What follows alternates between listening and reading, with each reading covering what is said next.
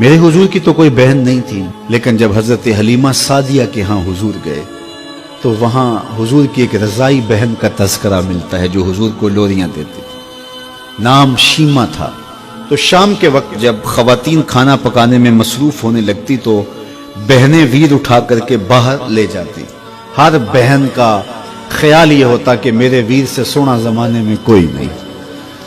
कहते हैं खूबसूरती देखने वाले की आंख में होती है।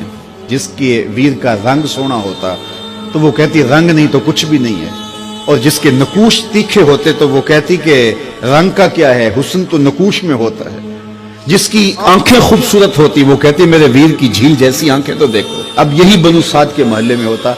बच्चियां अपने वीर उठा के ले आती, एक कहती मेरे वीर वर्गा कोई नहीं, दूसरी कहती मेरे वीर जैसा नहीं। इतने में हजरत शीमा अपना वीर मोहम्मद उठा के ले आती और दूर से कहती नहीं मेरा वीर भी आ गया, तो सबके सर झुक जाते थे। कहते नहीं नहीं नहीं नहीं शीमा तेरे वीर का मुकाबला तो नहीं ना, हम तो आपस में बात कर रही हैं। और फिर जब किसी बहन के वीर को मुतफिका तौर पे सारी कह दें कि तेरा वीर ही सोना है, तो फिर उसका फख्र तदीदनी हो ना, फिर उनका ज़ौक़ आसमान को छूने लगता। इब्ने हश्शाम सीरत की सबसे पहली किताब, उसमें यह वाक़या लिखा है कि फिर हज़रत शीमा हुजूर को अपनी आगोश में लेकर समेटती और फिर चूमती और फिर वो लोरी देती, और वो लोरी के लफ्ज भी लिखे हैं, रब्बना अब के लना मुहम्मदा हत्ता अराहु याफियम व अमरदा। अल्लाह मेरे वीर मोहम्मद को सलामत रखना। आज ये पालने में बच्चों का सरदार है, कल वो लम्हे आए जवानों का भी सरदार। और फिर झूम जाती और क्या खुशी उनकी दीदनी होती। और फिर वो मंजर भी आया कि हुजूर अलैहिस्सलातु वस्सलाम मक्के चले गए और ये जवान हुई और फिर उनकी शादी किसी कबीले में हो गई। आका करीम ने ऐलान नबुव्वत किया, 13 साल का वक्त कटा और फिर हुजूर मदीना शरीफ चले गए। जब गज़ावात का सिलसिला शुरू हुआ तो जिस कबीले में शीमा का निकाह हुआ था उस कबीले में मुसलमानों के साथ टकराव हुआ तो अल्लाह ने मुसलमानों को फतह अता कर दी। तो इस कबीले के लोग कैदी होके हुजूर अलैहिस्सलातु वस्सलाम के गुलामों के हाथों गिरफ्तार हैं।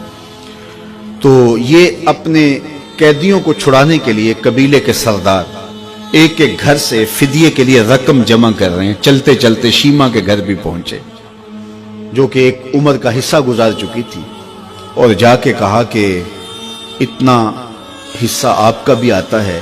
कहा किस लिए? कहा वो जो लड़ाई हुई है इतने हमारे बंदे गिरफ्तार हो गए तो उनको छुड़ाना है।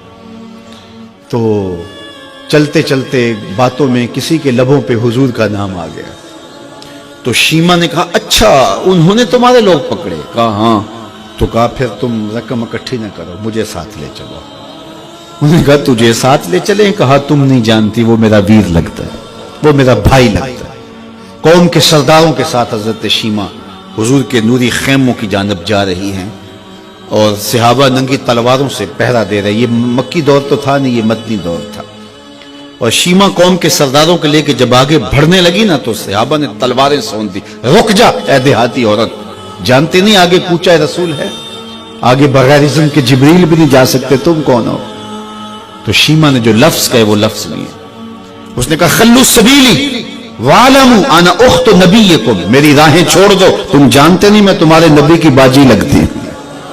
तलवारें झुक गई, आंखों पर पलकों की चिलमने आ गई, रास्ता छोड़ दिया। हुजूर के खैमा नूरी में दाखिल हुई तो हुजूर ने देखा, पहचान लिया, उठ के खड़े हो गए। फरमाया बहन कैसे आना हुआ?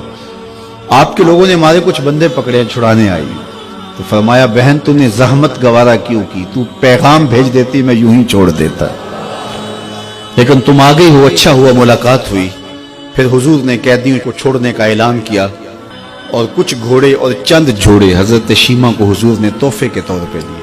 वीरों के दरवाजे पर बहनें आए तो वीर खाली तो मोड़ा नहीं करते, तो हुजूर ने बहुत कुछ अता किया। और फिर रुखसत करने खैमे से बाहर आए तो सहाबा की जमात मुंतजिर थी। फरमाया सहाबा जब मैं कैदी छोड़ा करता हूँ मेरी आदत तुम्हें मालूम है कि मैं पहले तुमसे मुशावरत किया करता हूँ। आज ऐसा मौका आया कि मैंने तुमसे मुशावरत भी नहीं की और कैदी भी छोड़ दिए।